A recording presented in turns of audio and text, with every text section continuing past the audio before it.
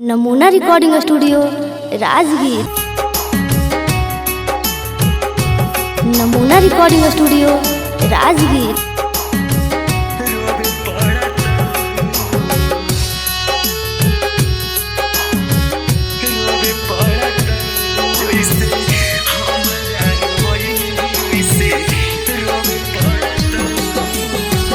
खुशी खुशी में हदी लगा बाबा तारू हाथ में होते भोर चहल जइबू पियावा के साथ में। हाँ हाँ खुशी खुशी में हदी लगा बाबा तारू हाथ में होते भोर चहल जइबू पियावा के साथ में। जाके ससुरा में मंगिया तोरो ढोबे पड़तौ, जाके ससुरा में मंगिया तोरो ढोबे पड़तौ गे पगली हमारा रोबनी जैसे रोबे पड़तौ, जैसे हमारा रोबनी वैसे रोबे पड़तौ।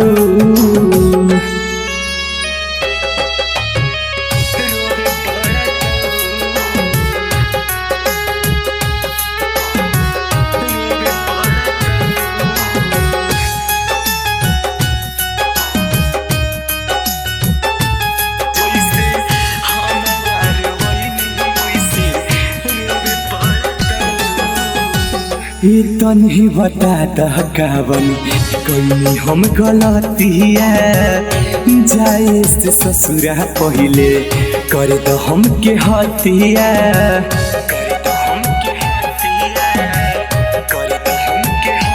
हाँ तनी बता दहकावन कहीं हम गलतिया जाए से ससुरा पहले कर द हम के हतिया।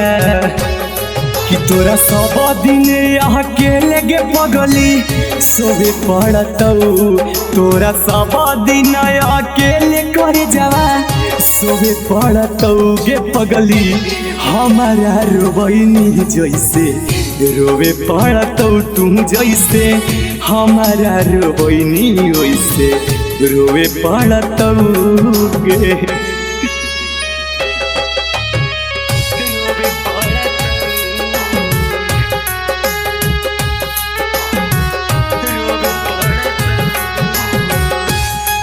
नमूना रिकॉर्डिंग स्टूडियो राजगीर।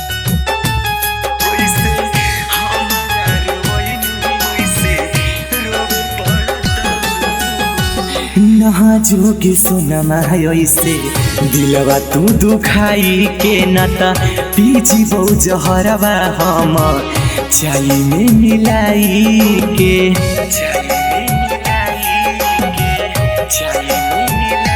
हाँ नहा जोगे सोनमा ऐसे दिलवा तू दुखाई के नता पीछी बहु जहरवा हम चाय में मिलाई के।